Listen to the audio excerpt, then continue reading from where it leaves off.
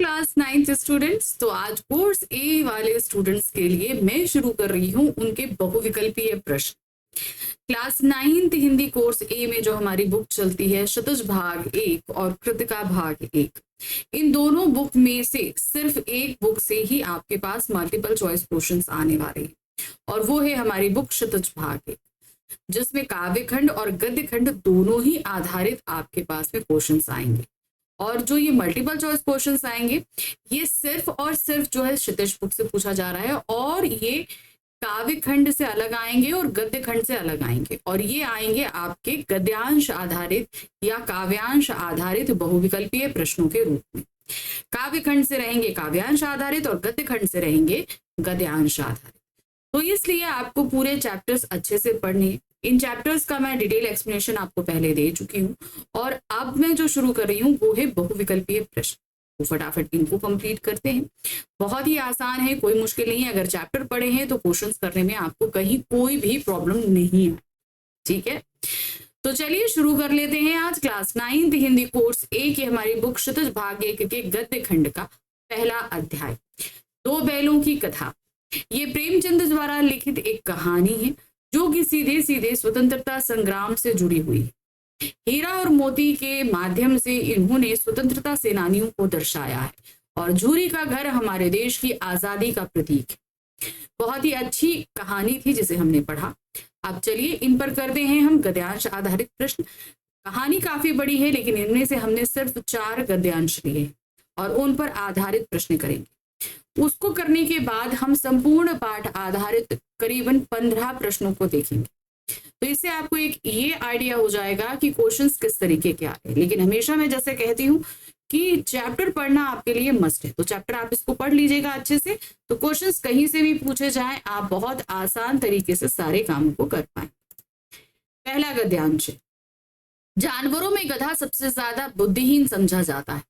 हम जब किसी आदमी को परले दर्जे का बेवकूफ कहना चाहते हैं तो उसे गधा कहते हैं। गधा सचमुच बेवकूफ है या उसके सीधेपन, उसके निरापद सहिष्णुता ने उसे यह पदवी दे दी, इसका निश्चय नहीं किया जा सकता। गायें सींग मारती हैं, ब्याई हुई गाय तो अनायास ही सिंघनी का रूप धारण कर लेती है। कुत्ता भी बहुत गरीब जानवर है लेकिन कभी कभी उसे भी क्रोध आ ही जाता है, किंतु गधे को कभी क्रोध करते नहीं सुना ना देखा।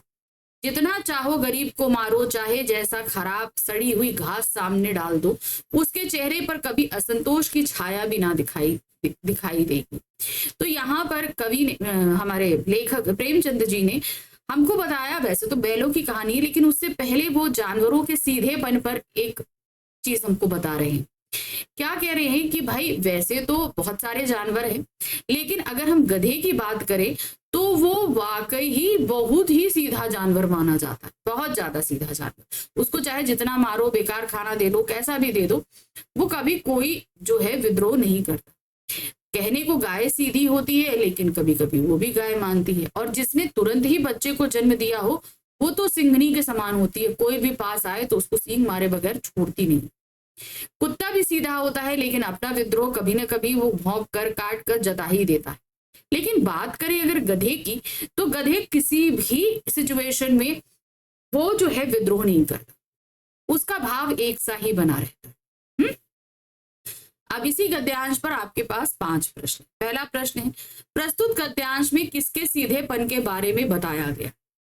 बैल के, गधे के, भैंस के या कुत्ते के? किसके सीधेपन? हमने सीधे सीधे इसमें गधे के सीधेपन के बारे में बात करी है।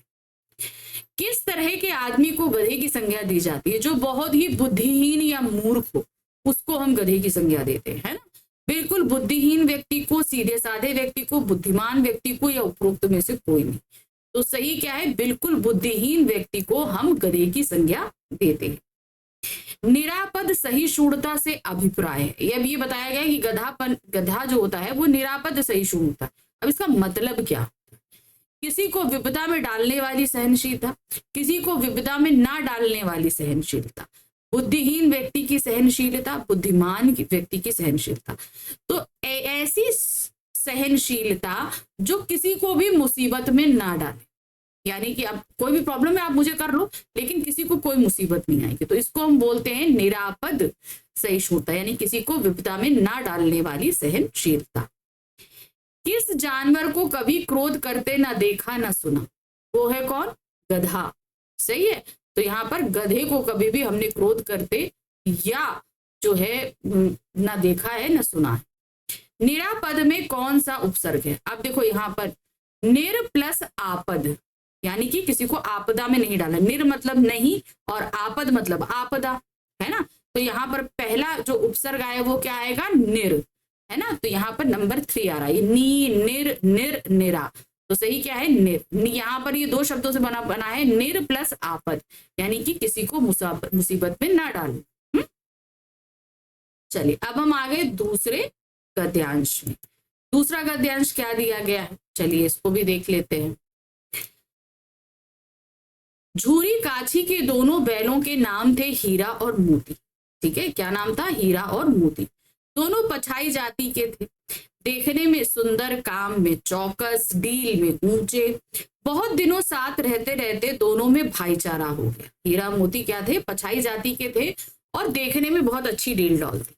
और कहाँ के थे? उन दोनों में बहुत टाइम से रह रहे थे तो दोस्ती भी अच्छी हो गई थी। दोनों आमने सामने या आसपास बैठे हुए एक दूसरे को मूक भाषा में विचार विनिमय करते थे, यानी कि वो दोनों मुंह बंद करके भी इशारों से उन दोनों की बात होती रहती थी। एक दूसरे के मन की बात कैसे समझ जाते ये हम नहीं कह सकते।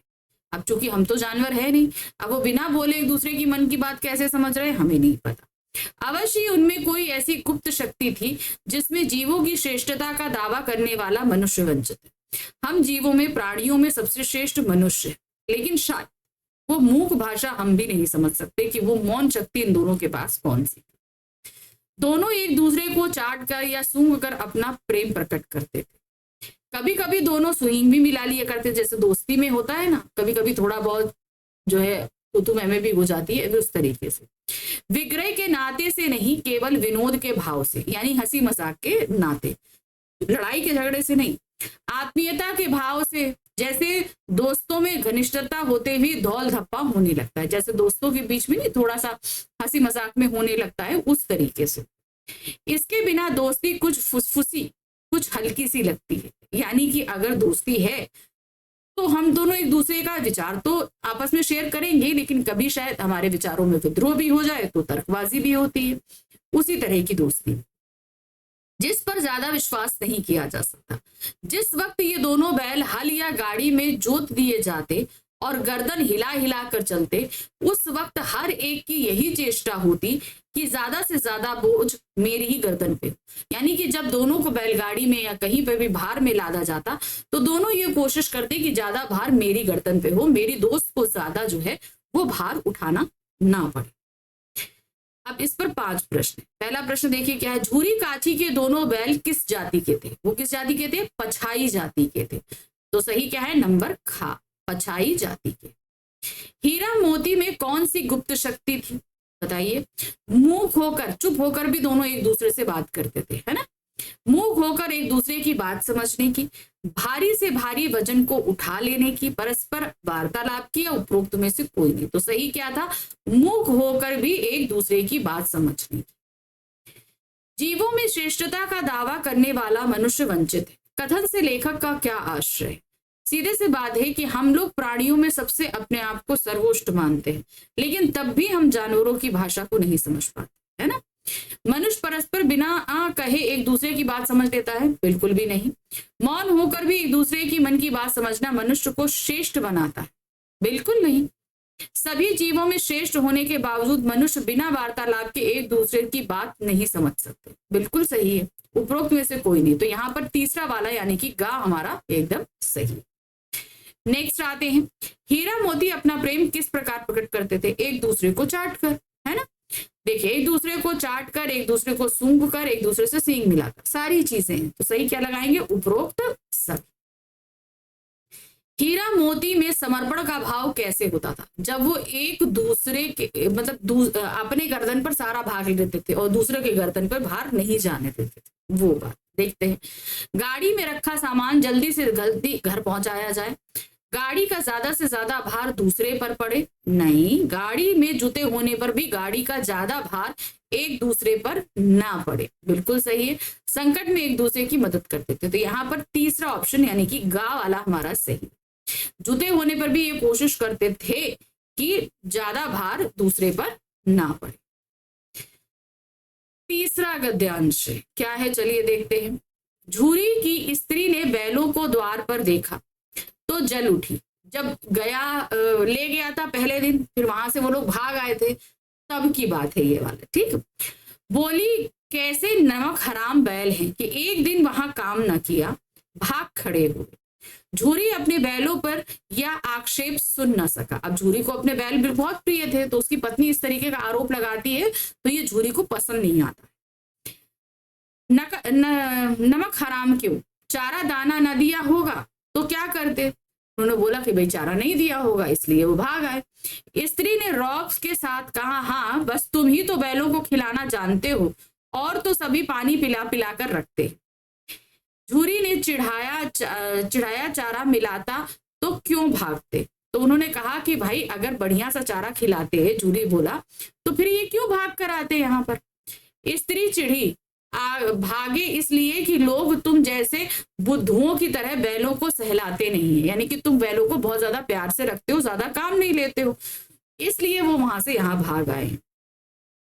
खिलाते हैं तो रगड़ कर जोतते भी हैं। दूसरे क्या है कि अगर खिलाते हैं तो रगड़ कर काम भी कराते हैं, तुम्हारी तरह ये नहीं कि बहुत ही प्यार से रखते हैं। ये दोनों ठहरे कामचोर, भाग निकले। ये दोनों काम नहीं करना चाहते थे, इसलिए भाग कर निकल आए। अब देखूं कहां से खली और चोकर मिलता है, सूखे भूसे के सिवा कुछ ना दूंगी, खाए चाहे मरे। तो भाई उसकी स्त्री चिढ़ गई, उससे सीधे बोल दिया कि भाई सूखा चारा ही देना, अब इनके चारे में खली भूसी मत मिला। ये ऑर्डर देकर वो वहां से चली जाती है। अब इस पर 5 प्रश्न। पहला प्रश्न है, झूरी की पत्नी ने बैलों के विषय में क्या कहा। दोनों बैल कितने अच्छे हैं जो घर वापस आ गए, नहीं।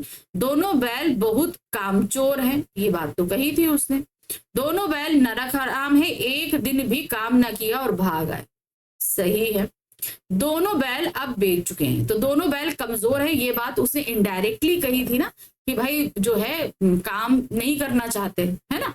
तो यहाँ पर अगर देखेंगे तो तीसरा वाला ऑप्शन सही है, दोनों बैल नमक हराम है, एक भी दिन काम किए बगैर भाग आए। तो यहाँ पर हम तीसरा ऑप्शन सही करेंगे। नेक्स्ट आते हैं, झूरी ने अपने बैलों का पक्ष क्यों लिया, क्योंकि वो अपने बैलों से बहुत प्यार करता था, है ना। चलते, झूरी अपने बैलों से बहुत प्रेम करता था, सही है। झूरी अपने बैलों के मेहनती स्वभाव को जानता था कि उसके बैल बहुत मेहनती हैं। झूरी को विश्वास था कि बैलों को दाना चारा नहीं मिला होगा, इसीलिए भागा। तो यहाँ पर ये सारे रीजन है, तो यही पर हम क्या लेंगे, उपरोक्त सभी। झूरी की पत्नी झूरी की बात से क्यों चिढ़ गई। अब झूरी ने जो बात कही ना कि भाई चारा दाना नहीं दिया होगा, इस बात से उसकी पत्नी क्यों चिढ़ी, क्योंकि झूरी ने उसके भाई पर बैलों को चारा ना देने को कहा था। तो वो तो गया था अपने साले के यहाँ, तो ये बात तो सही है, अपने भाई, उसके भाई पर आरोप लग रहा था, इसलिए चिढ़ी। क्योंकि झूरी ने उसके भाई को बैलों को देने से मना कर दिया था, नहीं।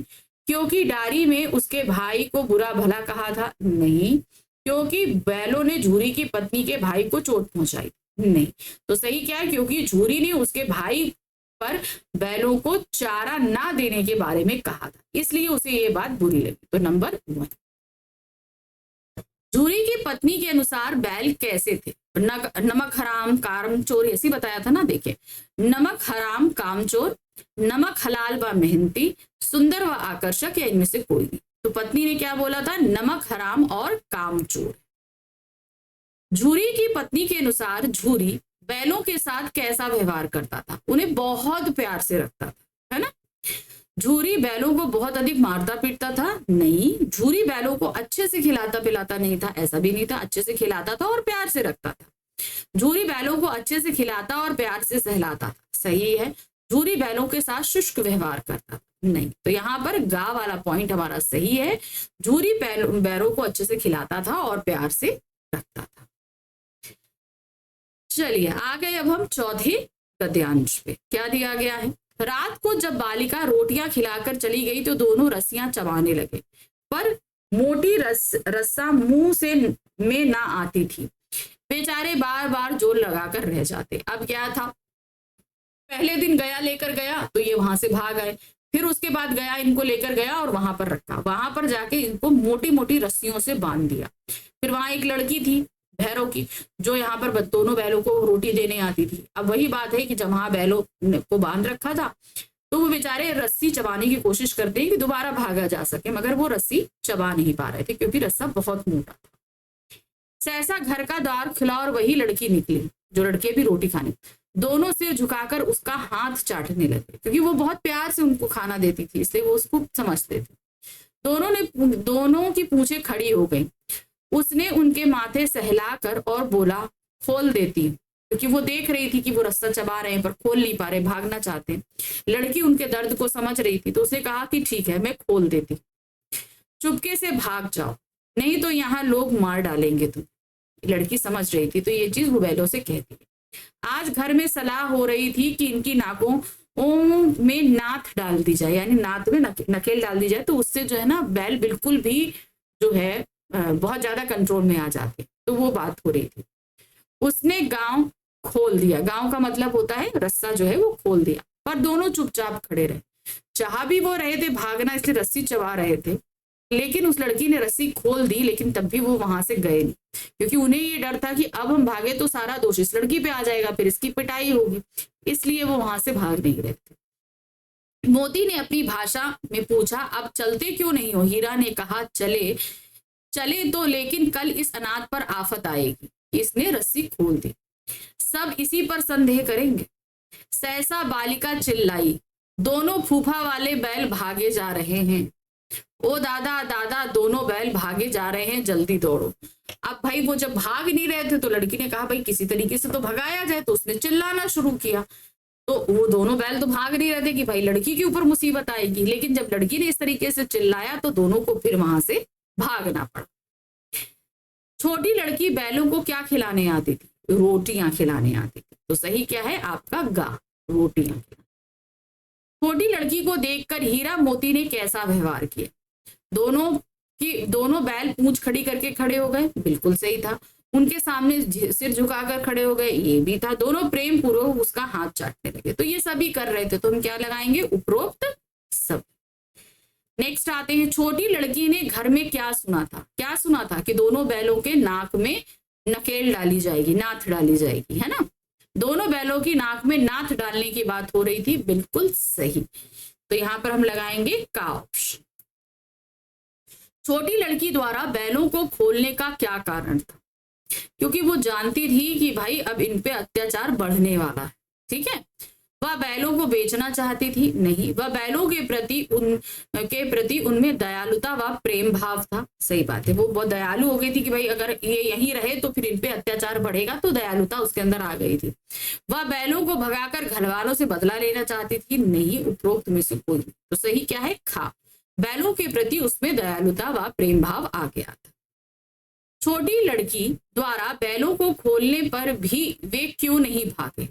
क्योंकि उन्हें लग रहा था कि अगर हम भागे तो सारा आरोप इस लड़की पर लगेगा और फिर इस पर आफत टूटेगी, है ना। उन्हें डर था कि सब लड़की पर संदेह करेंगे, बिल्कुल सही है। उन्हें डर था कि परिवार वाले लड़की के साथ मारपीट करेंगे। हाँ, मारते भाई, अगर वो भगा देती तो मारते। छोटी लड़की ने बैलों के प्रति स्नेह प्रकट किया था, वो उनको प्यार करती थी इसलिए भी। तो यहाँ पर लगाएंगे उपरोक्त सभी, तो घ ऑप्शन में टिक करेंगे। चलिए, अभी तक हमने 4 गद्यांश देखे और उस पर आधारित प्रश्न देखे, तो अभी तक आपको समझ में आ गया होगा कि प्रश्न किस तरीके से पूछे जा रहे हैं। अब हम आ गए हैं किस पे? संपूर्ण पाठ आधारित प्रश्नों पर, यानी कि अब कुछ बीच बीच में से काफी कुछ चीजें हमारी छूट गई हैं, तो उन सभी को हम कवर करेंगे, ठीक है। चलिए देखते हैं। झूरी के साले ने दोबारा बैलों को ले जाने पर उनके साथ कैसा व्यवहार किया? बिल्कुल अच्छा व्यवहार, उन्हें सूखा चारा दिया था, उन्हें मारा पीटा भी था, है ना। उसने दोनों बैलों को गाड़ी में जोता, बिल्कुल सही था। उसने उन्हें मोटी मोटी रस्सियों से बांधकर मारा पीटा था, ये भी सही है। उसने दोनों बैलों के सामने सूखा भूसा डाल दिया था, ये भी सही है। तो यहाँ क्या लगाएंगे? उपरोक्त सभी, घ ऑप्शन। अगर ईश्वर ने दोनों बैलों को वाड़ी दी होती तो वो झूरी से क्या कहते कि भाई हमारा क्या कसूर था जो तुमने हमको बेच दिया? यही चीज थी ना, तुम हम गरीबों को क्यों निकाल रहे हो? क्योंकि उन बैलों को पता नहीं था कि भाई ये कुछ दिन के लिए जा रहे हैं। उन्हें तो लग रहा था कि मेरे मालिक ने हम लोग को बेच दिया है, हमसे और ज्यादा मेहनत का काम ले लेते, हम तुम्हारी चाकरी में मर जाना पसंद करते, उपरोक्त सभी। तो ये दोनों ही बोलते जूरी से कि भाई हम ज्यादा मेहनत कर लेते, सब कुछ कर लेते, भाई हमें क्यों इस घर से निकाल रहे हो, क्यों तुमने हमको बेच दिया है। तो हम क्या लगाएंगे, उपरोक्त सभी। दोनों बैलों को किस बात पर अपमान महसूस हुआ, जब उन्हें गया के यहाँ मारा पीटा गया और सूखा भूसा डाला गया, जबकि बाकी बैलों को अच्छे से भूसा दिया। जो गया ने अपने बैलों को दिया था, बढ़िया से भूसा दिया था खली चौक डाल के, लेकिन इन दोनों बैलों के सामने सूखा भूसा डाला था, है ना। झूरी के बैलों ने उनका मजाक उड़ाया था, नहीं। मार पड़ी और ऊपर से सूखा भूसा खाने को मिला था, सही है।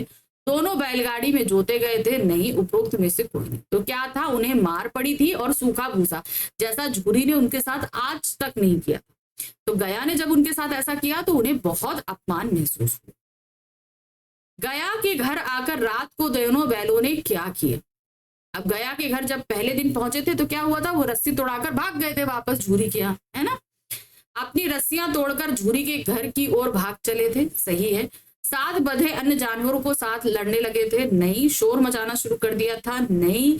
घर के आदमियों को मारना शुरू कर दिया था, नहीं। तो सही क्या है, अपनी रस्सियों को तोड़कर झूरी के घर की ओर भाग चले थे।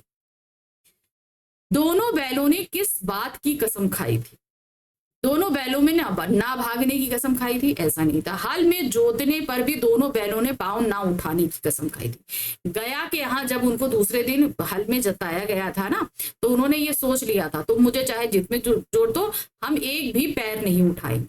और इसी का नतीजा ये हुआ था कि हीरा के नाक पर उसने खूब मारा था, है ना। तो वो चीज थी। तो यहाँ पर क्या था, हल में जोतने पर दोनों बैलों ने पांव ना उठाने की कसम खाई। बैलों को अपने घर देखकर झूरी ने क्या किया, झूरी ने उन्हें दौड़ के गले लगा लिया था, है ना। उन्हें मारना पीटना शुरू कर दिया, उसने उन्हें दाना चारा नहीं दिया। वह बैलों के पास ससुराल ले गया, वापस वो ससुराल ले गया। वह स्नेह से दौड़कर उनके गले लगाया। तो क्या था, जैसे ही उसने अपने दोनों बैलों को देखा था, क्या किया था, स्नेह से दौड़कर गले लगाया। मोती का गुस्सा काबू से बाहर क्यों हो गया था।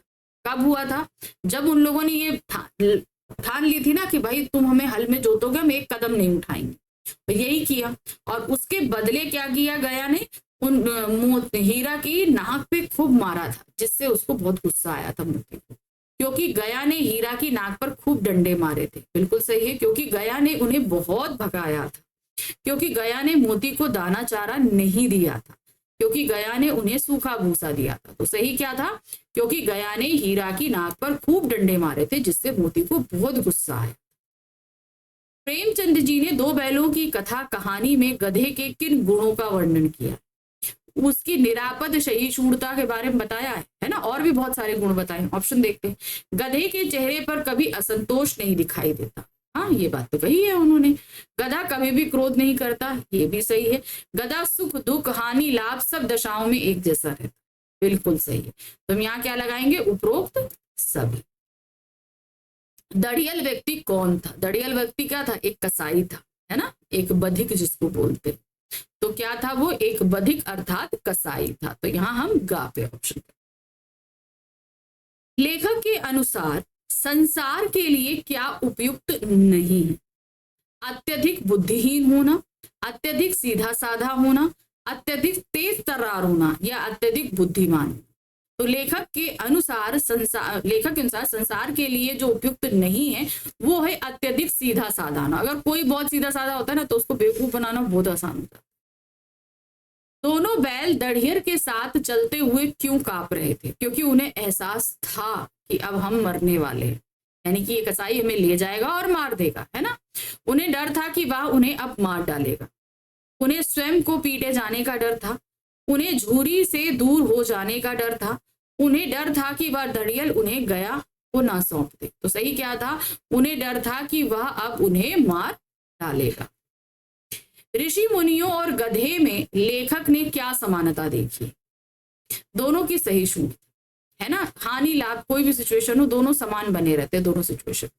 दोनों अपनी साधना में लीन रहते हैं, वे अपने आसपास के वातावरण से प्रभावित नहीं होते।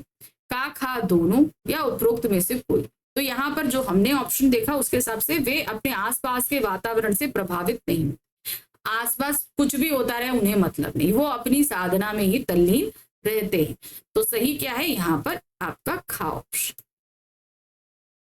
कौन सी घटना गांव के इतिहास में अभूतपूर्व ना होकर महत्वपूर्ण थी? क्या थी?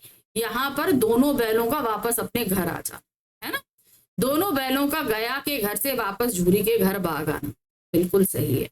लेकिन और भी ऑप्शंस देख लेते हैं। दोनों बैलों का गया के घर वापस दाना चारा ना खाना नहीं, दोनों बैलों का झूरी से गले मिलना नहीं, उपरोक्त में से कोई नहीं। तो यहाँ पर फर्स्ट ऑप्शन सही। प्रश्न संख्या 14 आते हैं, लोग सद्गुणों का अनादर कैसे करते हैं? अच्छे गुणों का अनादर किस तरीके से करते हैं? सीधे साधे सरल स्वभाव वाले प्राणी को मूर्ख समझकर, बिल्कुल सही है। अब देखिए गधा जो है उसके अंदर कितनी अच्छी क्वालिटीज है, लेकिन उसको हम लोग बुद्धिहीन कह देते हैं, है ना। सीधे साधे प्राणियों से लड़ झगड़ कर, ऋषि मुनियों का अपमान करके, सरल स्वभाव वाले व्यक्तियों को निम्न श्रेणी का समझकर। तो सही क्या है? सीधे साधे सरल स्वभाव वाले प्राणी को मूर्ख समझकर। हीरा मोती को जब झूरी ने अपनी ससुराल भेज दिया तो उन्हें क्या लगा कि उनके मालिक ने उन्हें बेच दिया। हमें घर से भगा दिया गया है, मालिक ने हमें बेच दिया है, मालिक का हमसे मन भर गया है, मालिक अब हमें प्रेम नहीं करता। तो उन्हें क्या लगा कि मालिक ने हमें बेच दिया है। ठीक है, तो इस तरह खत्म हुआ आज हमारी जो हम लोग कर रहे हैं आपका क्या कहते हैं क्षितिज बुक, उसका पहला अध्याय।